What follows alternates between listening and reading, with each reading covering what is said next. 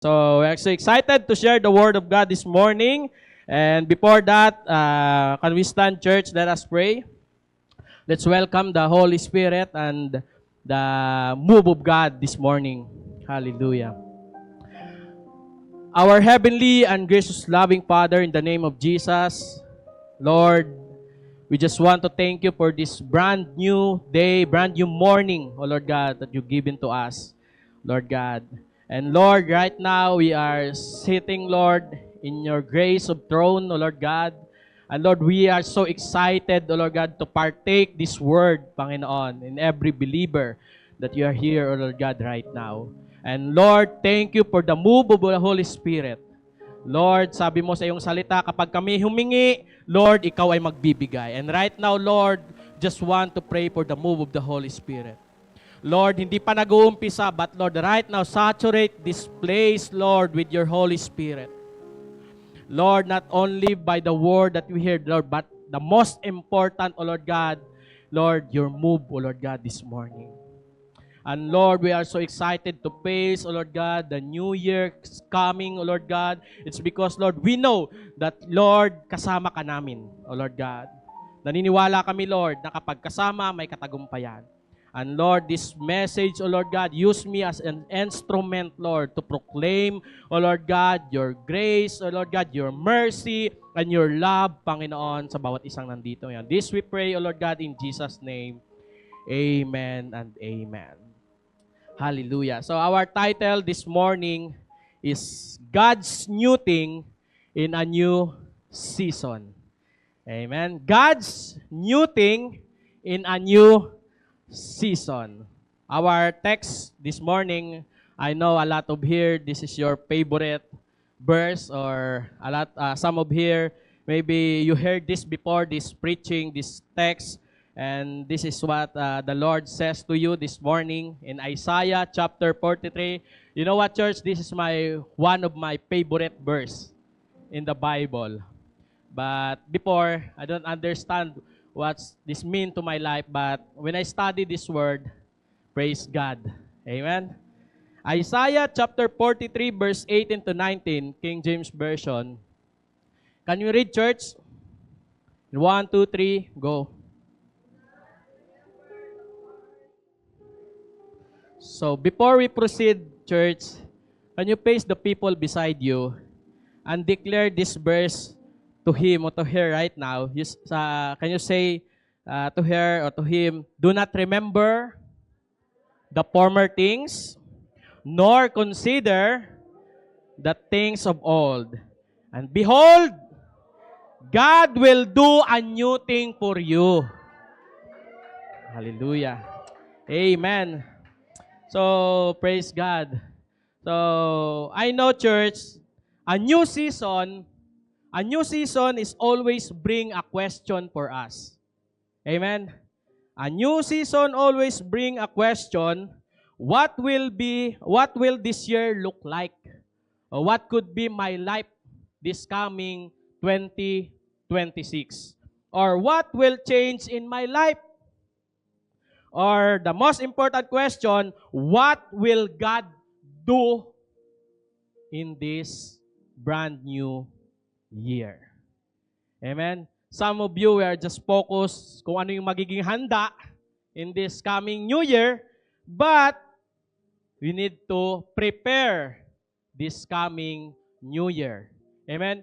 Because we don't know what happened tomorrow. Right? We don't know what happened. Hindi ko alam kung buhay pa tayo next year. Amen? We don't know what happened kung may trabaho pa ba tayo. Or we go back to the Philippines next year. God only knows. That's why this message will prepare for us today so that we face this brand new year with a great joy. Amen? So Isaiah chapter 43 verse 19 answered those questions with hope. God spoke to a discouraged Israel. Who among of you is discouraged this morning? Na-discouraged ka ngayong taon sa katabi mo. Amen. You feel discouraged. A people tired whom you are tired. Honestly, I'm tired. Can you look the people beside you? Sabi mo, tindi mo, hindi ka napapagod. Actually, honestly, that person beside you, tired na yan. Kaya nga, sabi nila, liars go to church. Amen. People get tired, afraid, uncertain. But God says, I will do a new thing. Amen. So this text tells us that God always has a next chapter. Amen. Your last chapter is not your final chapter. Amen. Again, your last chapter is not your final chapter. Tell the people beside you, God has a new thing ready for you. Amen. Who among you is excited? Amen. I'm so excited, church. So before we go on, you need to understand the background of this text. Why God spoke this message to Israel. Amen. So before we understand the message, you need to go to the background. Amen. Background, before we fully understand the Isaiah 43 verse 18 to 19, why God spoke this word, need to know that what's happening to God's people when these words were spoken. So the book of Isaiah was written by the prophet of Isaiah during a very difficult time in Israel history. God's people were facing judgment because of sin. Wow. And many of them were either already in Babylonian captivity or about to experience it. They had lost their land, their freedom, and even their confidence to God was still with them. So that's the life of Israel. So they felt forgotten that time. They broken and they are hopeless. In Isaiah chapter 43, God speaks words and comfort and assurance to them. God reminds them, fear not, for I have redeemed you. I have called you by my name, you are mine, God said to them. This shows that Isaiah 43 is not a message of anger. So today, this is the message of love for us. Amen? This is not a message of anger, but a message of love, restoration, and hope. Amen? So just before verse 18 and 19, God reminds Israel of greatest miracle. Because yung life kasi ng bansang Israel, reklamador. Huwag kang tumingin sa katabi mo. Reklamador ang kanilang buhay. So God remind them of the greatest miracle in Exodus from Egypt. You remember that? From Exodus to Egypt, yung hinati ni Lord yung kanal. Yung dagat. He talks about making the way in the sea and defeating Pharaoh army. The Exodus was the foundation of Israel faith and identity. That's the background of this text. But God said to them, forget the former things, do not dwell on the past. God was not telling them to erase the history. He was saying, do not limit me to what I did before. Wow. Do not limit God. Amen. The same God who parted the Red Sea was about to do something new. Amen. Amen. Hallelujah. So that's the background of this text. Israel was coming out of a painful season. They have sinned, they were judged, they faced captivity, they doubted God's future for them. But, here we go. But Isaiah stand and declare, God will restore, rebuild, and renew His people. Come on, give the Lord the best clap of offering. And verse 18 said, forget the former things. Forget the former things. Why? Because the past can blind you to the new work of God. I say it again, church. The past can blind you to the new work of God. Can you tell the people beside you, move on? So I have a point here to understand this text. Point number one, God announced a new thing. Amen? God announced a new thing. He said, behold, can you say that, church? Behold, I will do a new things. You know what, church? God wants our attention. Behold means stop, look, mali. Stop, look, and focus. Can you say that? Focus. Sige nga, tingnan mo yung katabi mo. Focus. Baka wala ng focus yan. Stop, look, and focus. Because, why? Because we often stir a problem more than a promise. Amen? We are looking to a lot of problems in our life, but we forgot that God have already a promise. Amen? Letter B, God says, I will. So, ang ginagawa ko nito, parang, di ko alam kung ano sa English, yung parang binulay-bulay. Parang kung sa gulay, parang hinihimay-himay. I don't know what's that in English. Hinihimay-himay. Mga magaling dyan sa English. What? Bahala na kayo, basta yon. Hinihimay-himay. So that, you need to understand this verse. God says, I will. Not maybe. Not if things look right. Not if people agree. God Himself takes responsibility for the miracle. Amen? Amen? God Himself takes responsibility for the miracle. God's new thing means new door. New doors. New healing. Amen.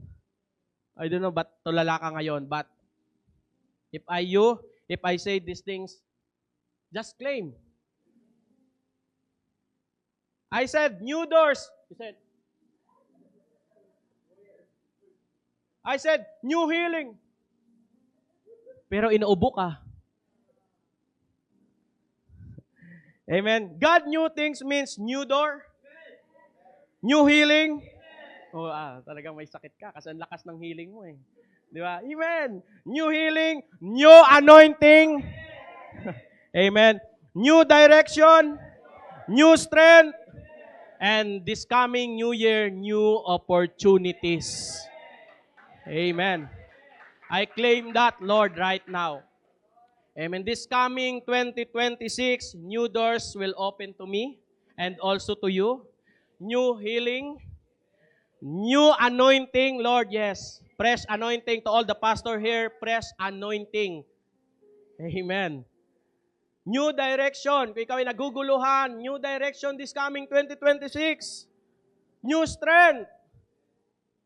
And syempre, new opportunities. Amen. God does not run out of creativity, mercy, or power. Amen? So, church, I just want to ask you this question. What a new thing do you need to God to do in you? You want new healing? You want new miracle? You want house and lot? You see? You see? Mahina. It's because you see, it's impossible. Wala halos sumasagot. Sabi ko, gusto mo ba ng bahay at lupa? Why? It's because you see the impossible.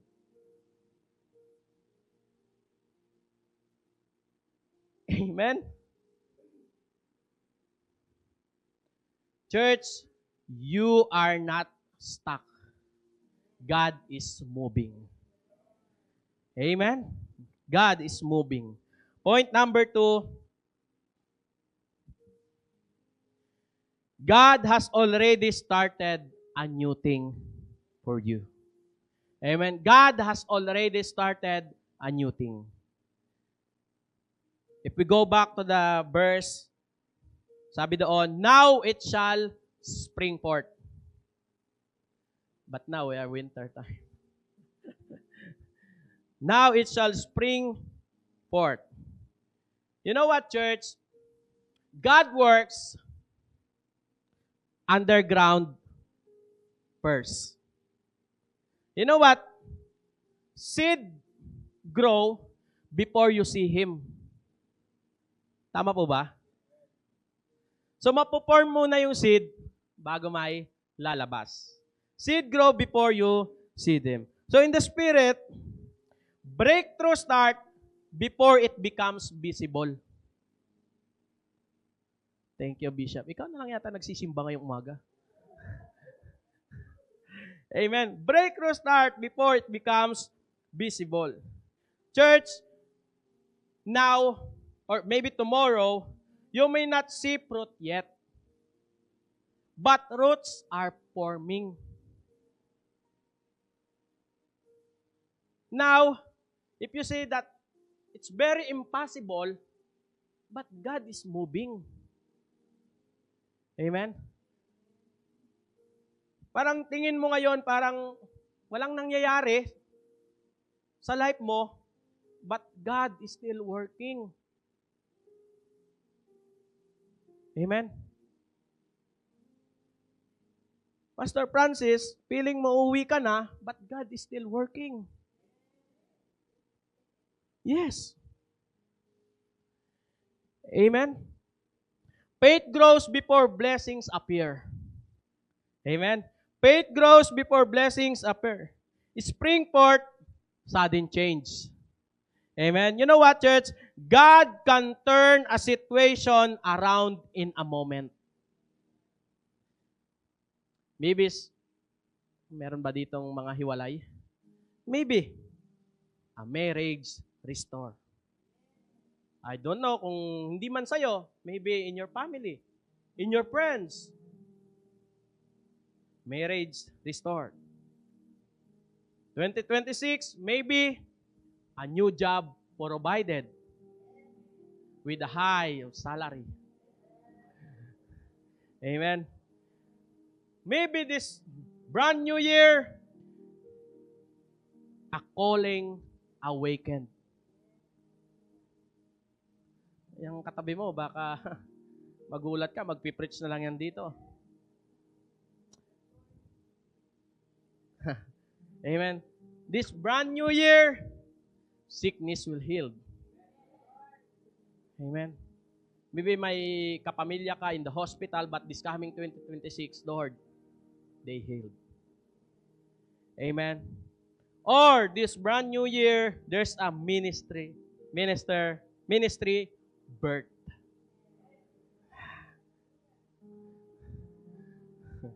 Amen. We don't know, but God said, I will do a new things. It is impossible. Yes, for us, it is impossible. But with God, nothing is impossible. So believe. Can you say that, church? Believe. Amen. New marriage restored. Job provided. Actually, I pray for the new job.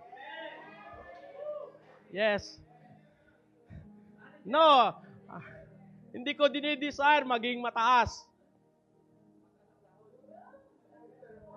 But I pray for the new opportunity for me.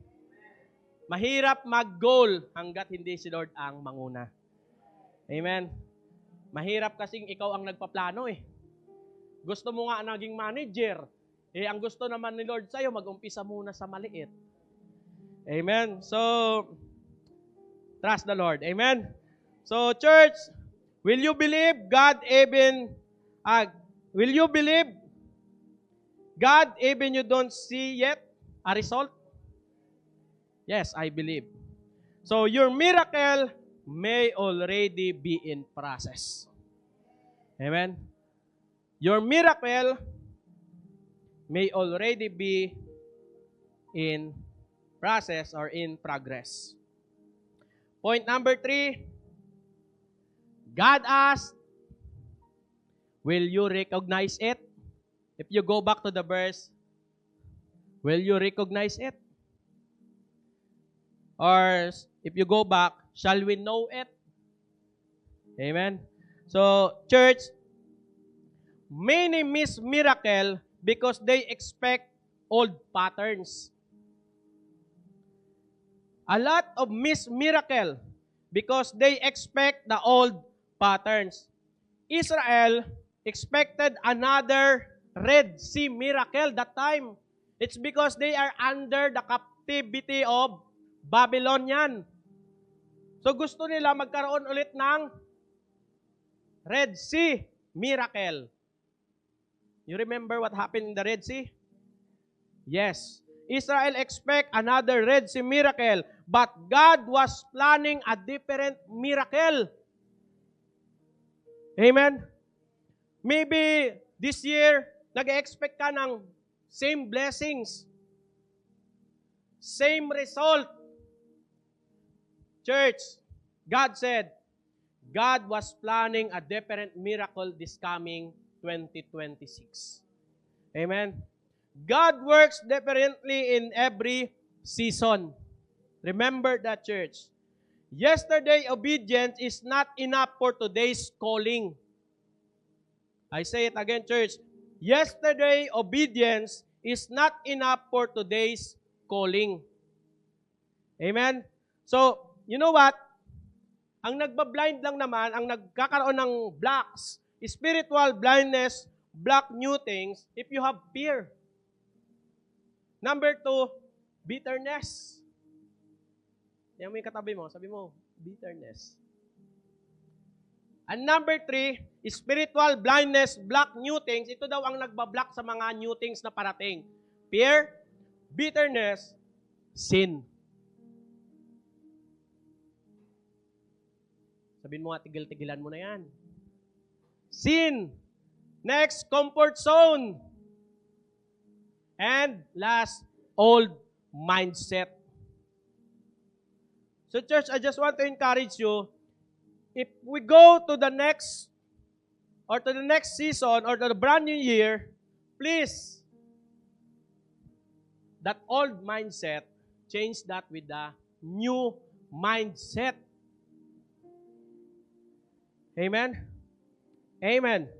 So do not fight the new things God wants to do. Huwag mo kasing labanan. If God said, obey, obey. Amen? If God says, pray, pray. Nilalabanan mo kasi. If God said, attend the cell group, attend the cell group. Because obedience is the key. Church, obedience is the key. Embrace it. Embrace. Kung anong gustong ipagawa sa'yo ni Lord, embrace. Don't fight the new thing God wants to do in your life. And last, point number 4. Praise God. God makes a way where there's no way. Can you say that, church? God makes a way where there is no way. If you go back again to the verse, God says, I will make a way in the wilderness and rivers in the desert. That is impossible. Right? That is impossible. Because wilderness, there is no way. If you stand in the middle of the wilderness, you don't know where is the right way. It's because there is no way. There is no direction. And God says, a rivers in the desert. Imagine. Desert. Hindi fruit salad. Desert yon. Desert. There's a river in the desert. That is very impossible, church. You know what? Wilderness means confusion.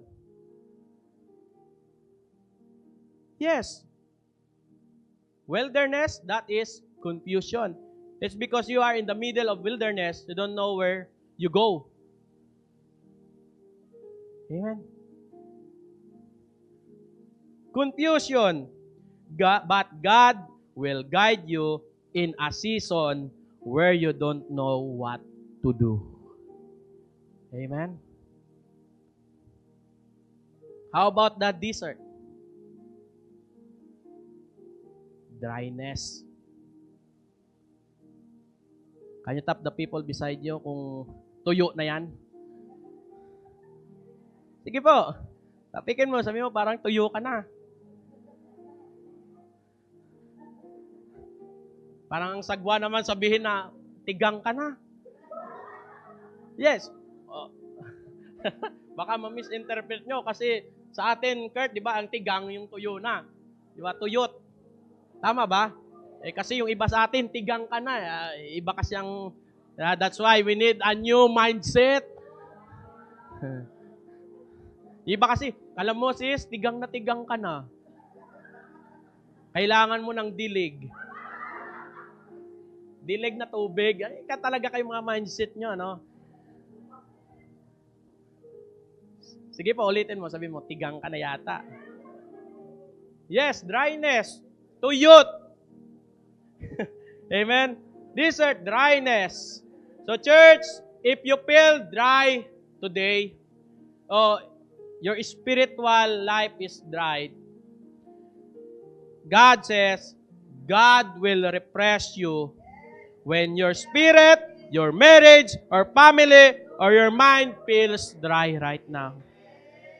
Amen. God will refresh you. Amen. Impossible situation are God's specialty. Woo! Amen. Impossible situation like the Red Sea, that is impossible. Amen. He opened the Red Sea, that is impossible. Feed Elijah in famine, that is very impossible. One more. Raise Lazarus from the dead. That is very impossible. And last, save you. It is impossible to save. But impossible situation are God's specialty. Come on, palakpakan natin si Lord. He does not change. Even we are the one who changed. Amen. Impossible situation are God's specialty.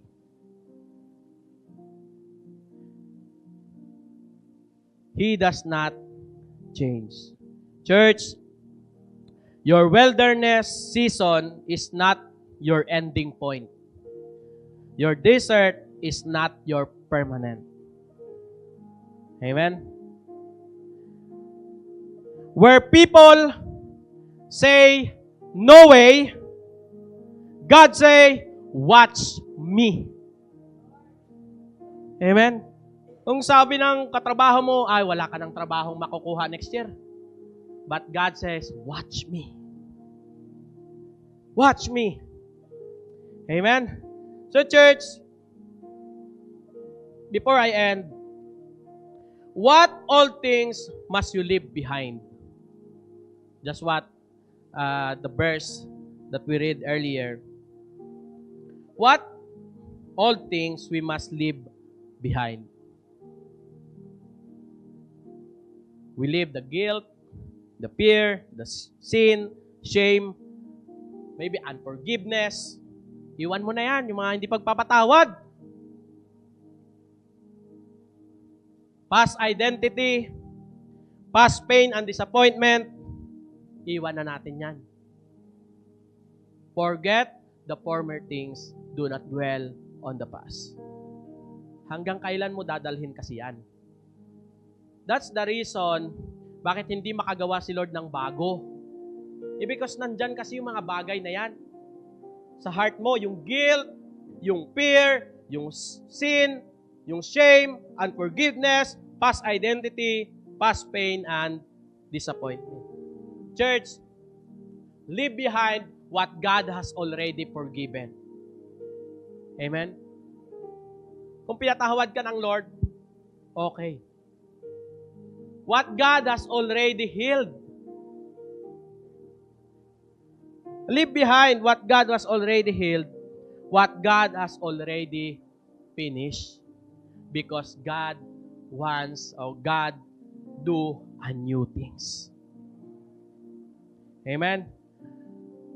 Church, you cannot embrace God's new thing while clinging to the former things. Remember that, church. So what things do you need from God right now? What things do you need this coming 2026? You need peace? Yeah, I need peace this coming 2026. Hindi natin alam. Gugulo ang buhay mo. So, kailangan mo ng peace. You need salvation? Pastor, I'm saved. No, but how about your family? Maybe your family needs salvation. Your friend, your co-worker. You need restoration? Pastor, okay na ako. Restored. How about your family? Your kids? Do you need new fire? Yes, I need new fire. You need new perspective? Yes, I need that. A new work from God? Yes. A new source of strength? A new sensitivity to God's voice? You need listening heart and ears? You need new joy? You need refreshment and renewal? You need divine direction? Or you need a new purpose? What do you need this coming 2026? Hindi ko yan masasagot. Ikaw makakasagot niyan right now.